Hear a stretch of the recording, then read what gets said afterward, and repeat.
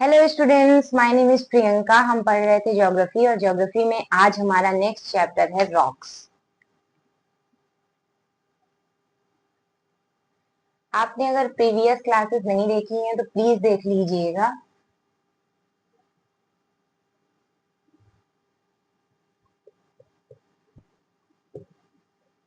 Rocks क्या होती हैं? रॉक्स तो हमने ये तो पढ़ा था कि जो मैग्मा है, मैग्मा ऊपर आता है लावा के फॉर्म में, और लावा जब ठंडा हो जाता है कूलिंग के बाद तो वो क्या बन जाता है? रॉक बन जाता है। ठीक है, उसी को हम क्या कहते हैं? रॉक कहते हैं। रॉक की डेफिनेशन क्या है? तो कंपोजिशन ऑफ मिनरल। ठीक है, कंपोजिशन ऑफ मिनरल्स।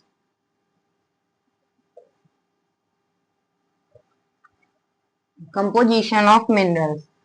ठीक है, मतलब कि मिनरल के कंपोजिशन से जो बना हुआ है उसको हम क्या कहते हैं? रॉक कहते हैं। लेकिन क्या रॉक हमेशा सेम रहेगी? हमेशा सेम रहेगी? सारी रॉक्स एक जैसे रहेंगी? लावा ठंडा हुआ, कूल डाउन हुआ, रॉक बनी, तो क्या सारी रॉक्स एक जैसे रहेंगी? नहीं रहेंगी। ठीक है, तो क्यों नहीं रहेंगी? क्या चेंज रहेगा? सपोज सिलिका है, मिनरल कौन कौन से हैं? मैग्नीज है, ठीक है, निकिल है, आयरन है, फेल्सपार है, फेल्सपार है। ठीक है, तो ये सारे जो रॉक के मिनरल हैं, एटसेट्रा एटसेट्रा, तो ये सारे जो रॉक के मिनरल हैं ये सब में होंगे क्या? इन्होंने बिल्कुल तय कर लिया है कि सारे एक ही रॉक में रहेंगे?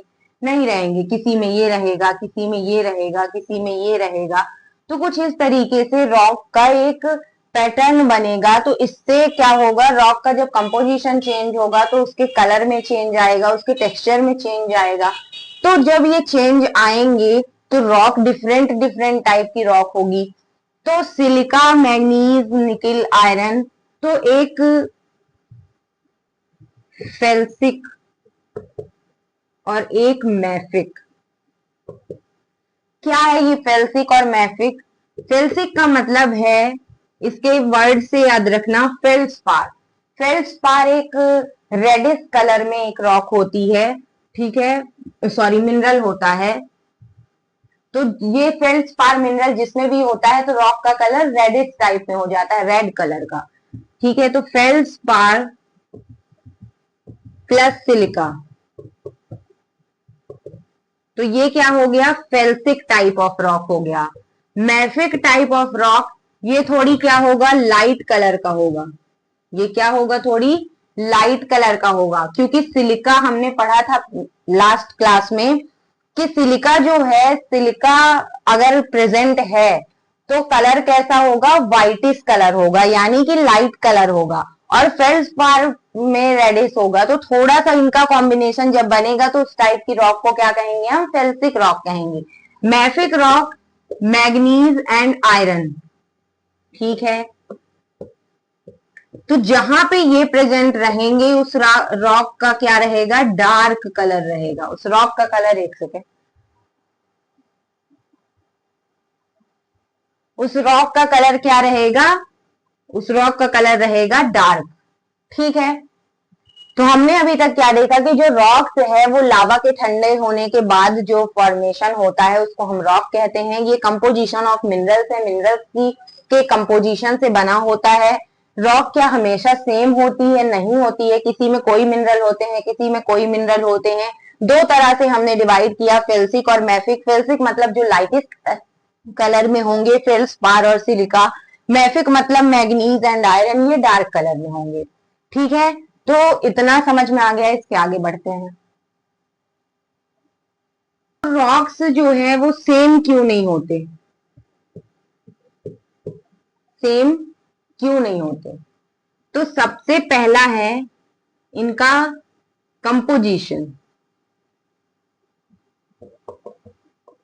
ठीक है, कि कौन कौन से मिनरल्स हैं, कौन कौन से मिनरल भी लिख सकते हैं, मिनरल, मिनरल कंपोजिशन तो कौन कौन से मिनरल हैं जो रॉक में प्रेजेंट हैं और उसी की वजह से उसका कलर, टेक्सचर सब कुछ होगा। तो कंपोजिशन एंड मिनरल पहला रीजन है। सेकेंड रीजन जो है वो क्या है? सेकेंड रीजन है फॉर्मेशन। फॉर्मेशन, अब कहो ये क्या है? तो देखो, जब लावा लावा बाहर आता है तो ये जल्दी कूल डाउन हो जाता है। ठीक है, इसकी कूलिंग जल्दी होती है क्योंकि बाहर हवा है, सब कुछ है। तो जो लावा है वो जल्दी क्या होता है? कूल डाउन हो जाता है, जल्दी कूल डाउन हो जाता है।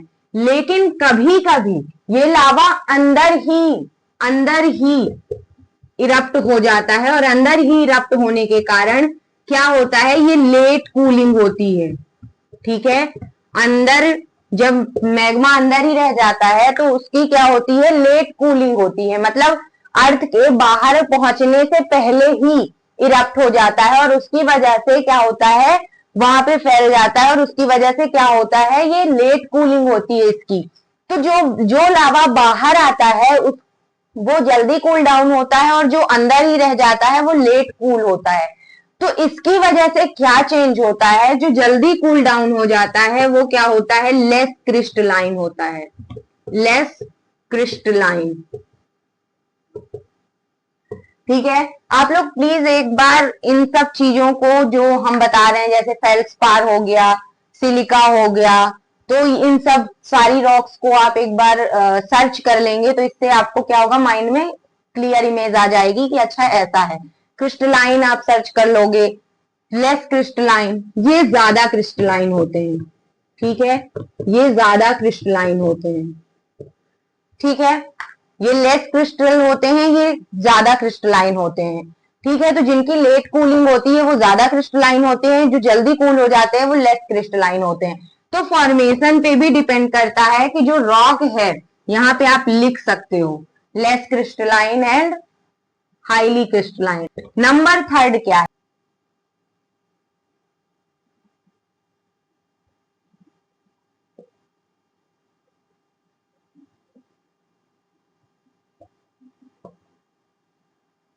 Chemical composition. केमिकल कंपोजिशन का क्या मतलब है कि एसिडिक है नेचर में, एसिडिक है या फिर बेसिक है। ठीक है, ये हमने पिछली क्लास में पढ़ा था, एसिडिक और बेसिक बहुत अच्छे से समझाया भी था। ठीक है, तो केमिकल कंपोजिशन, फॉर्मेशन और कंपोजिशन ऑफ मिनरल, ये तीन चीजें हैं जो बताती हैं कि जो रॉक है वो सेम नहीं है। ठीक है,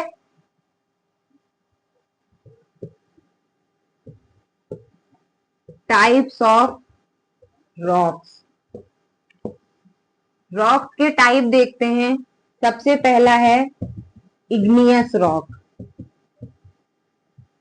इग्नियस रॉक, इग्नियस का मतलब है फायर। तो पता है कि जब वॉल्केनिक इरप्शन होता है तो उसमें से आग ही निकलती है, फायर होता है।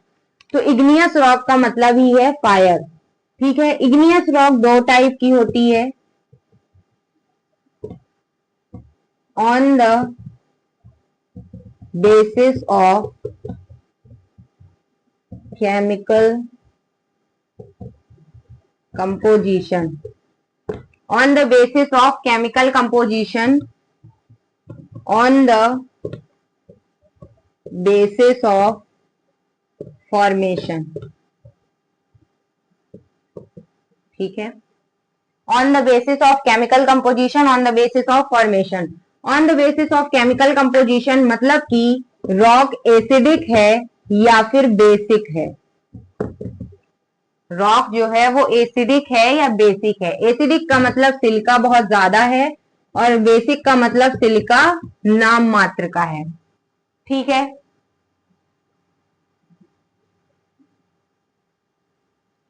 इसका एग्जाम्पल क्या है? ग्रेनाइट। ग्रेनाइट, इसका एग्जाम्पल है बेसाल्ट जो डक्कन ट्रैप में है। ठीक है, डक्कन ट्रैप बेसिक लावा से बना हुआ है और उसमें जो रॉक है, रॉक का टाइप क्या है? Basalt rock. ग्रेनाइट जो एसिडिक इन नेचर है वो उसका एग्जाम्पल है ग्रेनाइट। ठीक है, on the basis of formation,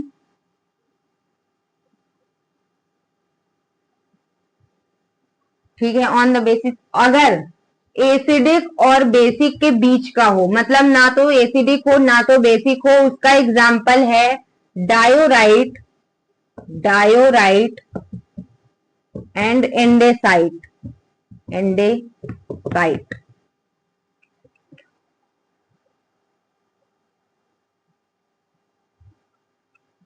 diorite and andesite, ठीक है, जो मीडियम होता है उसमें एसिडिक और बेसिक बराबर बराबर होता है, उसको 50-50%, ठीक है।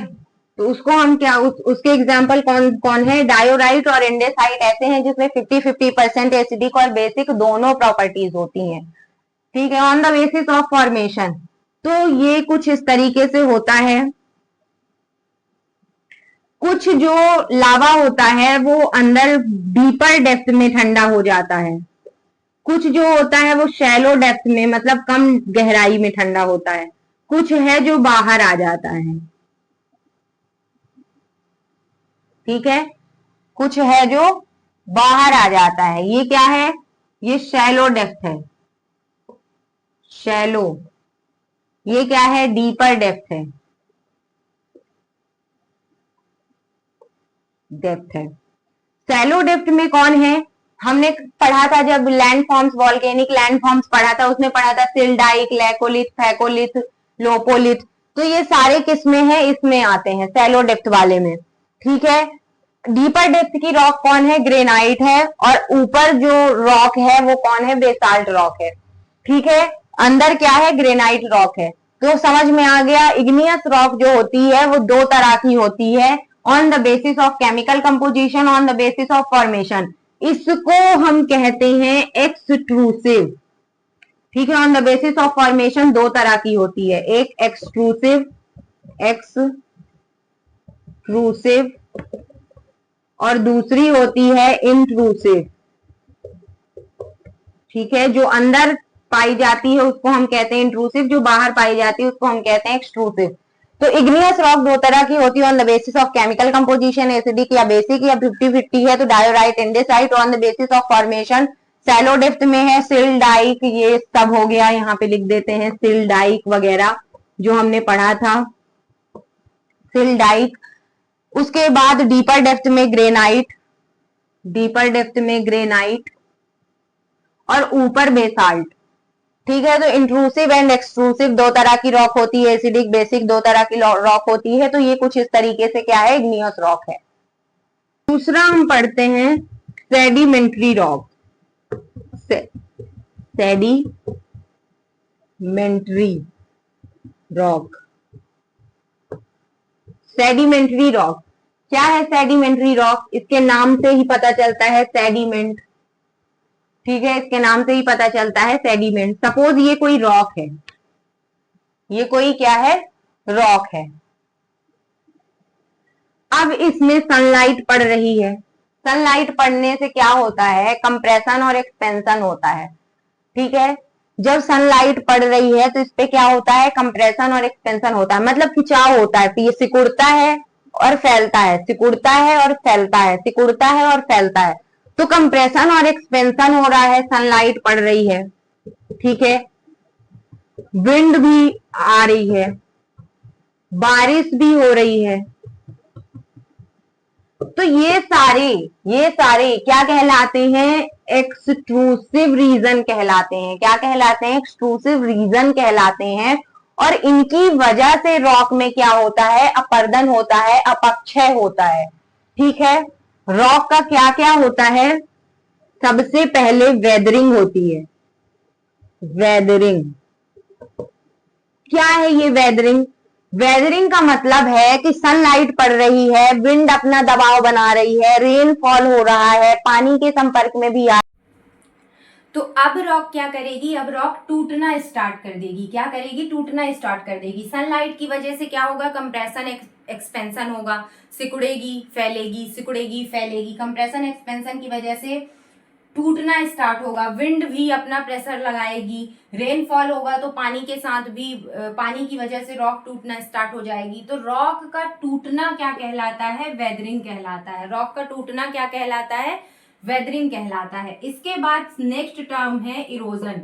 इरोजन क्या है कि अब रॉक अपनी जगह से मूव करने लगी। सपोज ये छोटे छोटे टुकड़े जो टूट गए, ये छोटे छोटे टुकड़े अब अपनी जगह से दूसरी जगह पे जाने लगे। ठीक है, ये छोटे छोटे टुकड़े अब अपना स्थान छोड़ने लगे। उसको हम क्या कहते हैं? उसको हम कहते हैं इरोजन, अपर्दन। ठीक है, तो अपक्षय अपर्दन समझ में आ गया। अब पढ़ते हैं ट्रांसपोर्टेशन। ट्रांसपोर्टेशन मतलब विंड अपने साथ बहा कर ले गई, रेनफॉल अपने साथ बहा कर ले गई। ठीक है, तो ये जो रॉक है, रॉक अब क्या होने लगी? ट्रांसपोर्ट होने लगी। ट्रांसपोर्ट मतलब विंड के साथ जाने लगी, रेनफॉल पानी के साथ बहने लगी। तो इसको हम क्या कहते हैं? इसको हम कहते हैं ट्रांसपोर्टेशन। इसको हम क्या कहते हैं?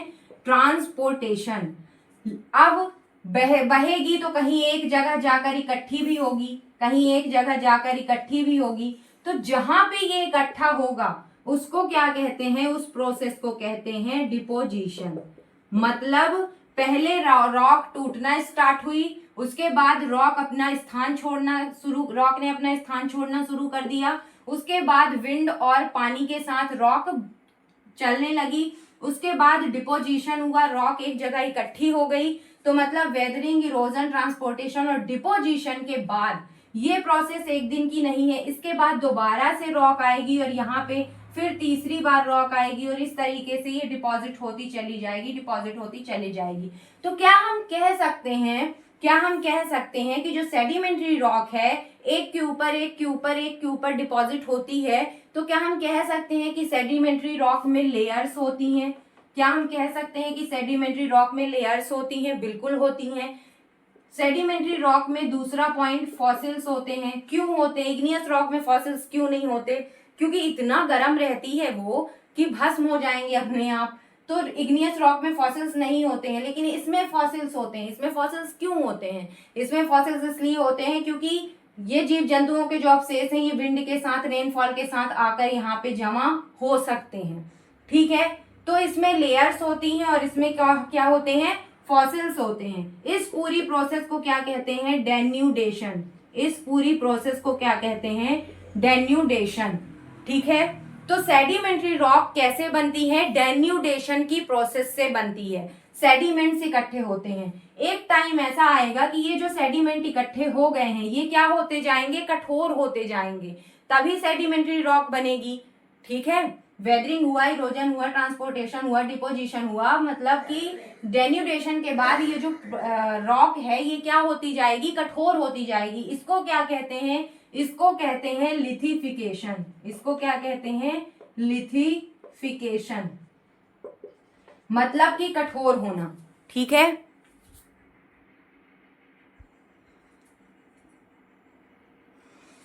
मतलब कि क्या होना? कठोर होना। इसको क्या कहते हैं? लिथिफिकेशन। ठीक है, तो सेडिमेंट्री रॉक कैसे बनती है, कैसे इसमें लेयर्स बनती है, ये समझ में आ गया। वेदरिंग, इरोजन, ट्रांसपोर्टेशन, डिपोजिशन और लिथिफिकेशन, इस प्रोसेस के बाद सेडिमेंट्री रॉक बनती है। ठीक है, सनलाइट और विंड और रेनफॉल, इन सब की वजह से, दबाव की वजह से, प्रेशर की वजह से ये रॉक टूटती है और उन्हीं के साथ बहकर चली जाती है। और एक टाइम के बाद layer by layer by layer ये क्या होती है? कठोर होती रहती है। और कठोर होने के बाद क्या बनती है? सेडिमेंट्री रॉक बनती है। सेडिमेंट्री रॉक के एग्जाम्पल्स देख लेते हैं। सेडिमेंट्री रॉक के एग्जाम्पल है clay, shale, sandstone, clay, shale, sandstone, limestone, coal, etcetera etcetera. तो ये सेडिमेंट्री रॉक के एग्जाम्पल हैं। अब देखते हैं तीसरी rock, metamorphic rock. Metamorphic rock क्या है? ये मेटामॉर्फिक रॉक, आपको पता है कि यहाँ वॉल्केनिक इरप्शन हो रहा है। ठीक है, वॉल्केनिक इरप्शन हो रहा है, तो इधर की जो रॉक है, क्या यहाँ पे प्रेशर क्रिएट नहीं होगा? क्या यहाँ पे प्रेशर क्रिएट नहीं होगा? बिल्कुल होगा। कोई रॉक है यहाँ पे, तो प्रेशर क्रिएट होगा, बिल्कुल होगा। और इधर कोई रॉक जो डायरेक्ट मैग्मा के कांटेक्ट में, लावा के कांटेक्ट में आती है, मतलब हीट के कांटेक्ट में आती है, क्या उसमें कोई चेंज नहीं होगा? बिल्कुल होगा। तो कोई भी रॉक, सेडिमेंट्री रॉक या इग्नियस रॉक, कोई भी रॉक जो हीट के और प्रेशर के कांटेक्ट में आती है और उसमें चेंज होता है, उसी को हम कहते हैं मेटामॉर्फिक रॉक। मेटामॉर्फिज्म या और उससे बनी रॉक को क्या कहते हैं? मेटामॉर्फिक रॉक कहते हैं। मतलब कि जो सेडिमेंट्री इग्नियस रॉक्स हैं उनमें हीट के या प्रेशर के दबाव के कारण या हीट के कांटेक्ट में आने से जो चेंज होता है उसको हम मेटामॉर्फिज्म कहते हैं, और उससे बनी रॉक को हम क्या कहते हैं? मेटामॉर्फिक रॉक कहते हैं। समझ में आ गया?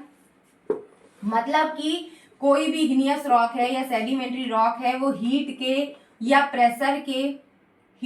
प्रेशर के कांटेक्ट में आई तो उसमें क्या हुआ? चेंज हुआ, और इसी चेंज को हम मेटामॉर्फिज्म कहते हैं, और इससे बनी रॉक को मेटामॉर्फिक रॉक कहते हैं। अब कैसे चेंज होता है, तो ये कुछ सेडिमेंट्री रॉक के एग्जाम्पल हैं, देखते हैं। जो क्ले और शेल है, ये जो क्ले और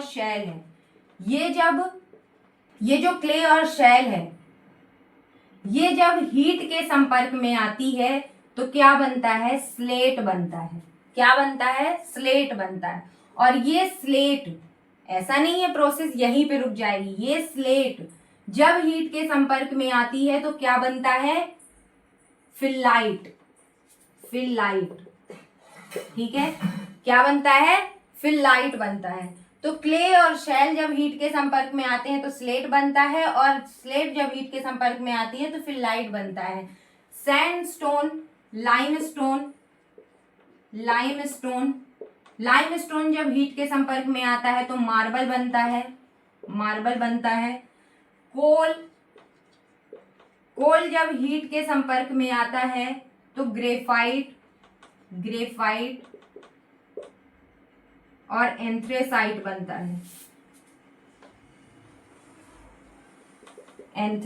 बनता है। और ये ग्रेफाइट और एंथ्रेसाइट जब हीट के संपर्क में आता है तो क्या बनता है? डायमंड बनता है। क्या बनता है? डायमंड बनता है। एक सेकेंड, दिख भी रहा है कि नहीं?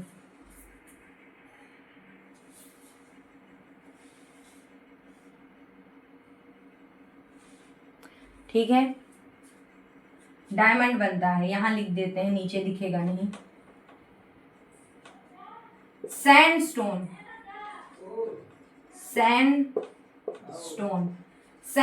जब हीट के संपर्क में आता है तो क्या बनता है? क्वार्टजाइट।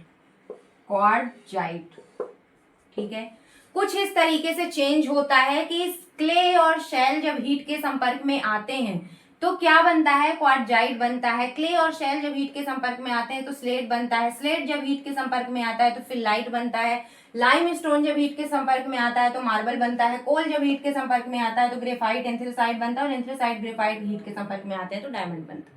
कुछ इस तरीके से ये चेंज है, आप स्क्रीनशॉट ले सकते हैं।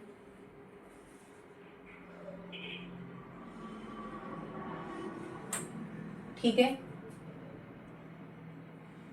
एक एग्जाम्पल प्रेशर का भी ले लेते हैं। तो क्ले और शेल जब प्रेशर के संपर्क में आते हैं तो चिस्ट बनता है, SCHIST, चिस्ट। क्ले और शेल जब हीट के संपर्क में आते हैं, प्रेशर के संपर्क में आते हैं तो चिस्ट बनता है। ठीक है, यहां तक क्लियर है? तो हमने देख लिया सारी रॉक्स। अब हम देखते हैं रॉक साइकिल।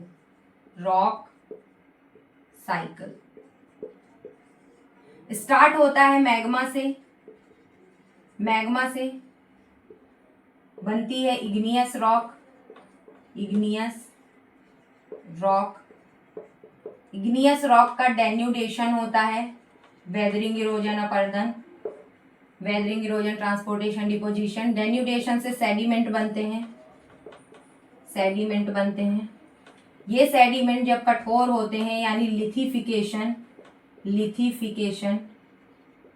या सीमेंटेशन होता है तो क्या बनती है? सेडिमेंट्री रॉक बनती है। सेडिमेंट्री रॉक बनती है। और ये सेडिमेंट्री रॉक जब हीट या प्रेशर के संपर्क में आती है तो मेटामॉर्फिक रॉक बनती है, मेटामॉर्फिक रॉक बनती है। और ये मेटामॉर्फिक रॉक जब मेल्ट होती है, मेल्टिंग की प्रोसेस से गुजरती है तो वापस मैग्मा में कन्वर्ट हो जाती है। इग्नियस रॉक भी मेल्ट होके वापस मैग्मा में कन्वर्ट हो जाती है, ठीक है। सेडिमेंट्री रॉक भी कई बार मेल्ट होके वापस मैग्मा में कन्वर्ट हो जाती है, ठीक है, ठीक है। सेडिमेंट्री रॉक का भी डेन्यूडेशन होता है, डेन्यूडेशन होता है, ठीक है। इग्नियस रॉक भी हीट और प्रेशर के संपर्क में आती है। तो कुछ इस तरीके से हमारा रॉक साइकिल बनता है, ठीक है। इसको रटने की जरूरत नहीं है, बिल्कुल क्लियर है। इग्नियस रॉक भी हीट और प्रेशर के कांटेक्ट में आती है।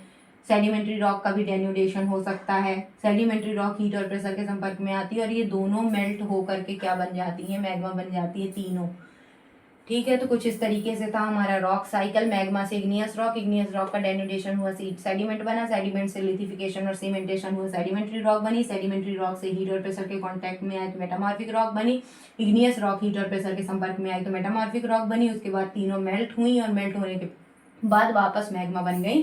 तो कुछ इस तरीके से था हमारा रॉक का चैप्टर। आई होप आपको समझ में आया होगा, आई होप आपने एंजॉय किया होगा। तो हमारे वीडियो को शेयर करें, हमारे चैनल को सब्सक्राइब करें, लाइक करें और हमें सपोर्ट करें। मिलते हैं नेक्स्ट वीडियो में, तब तक के लिए जय हिंद।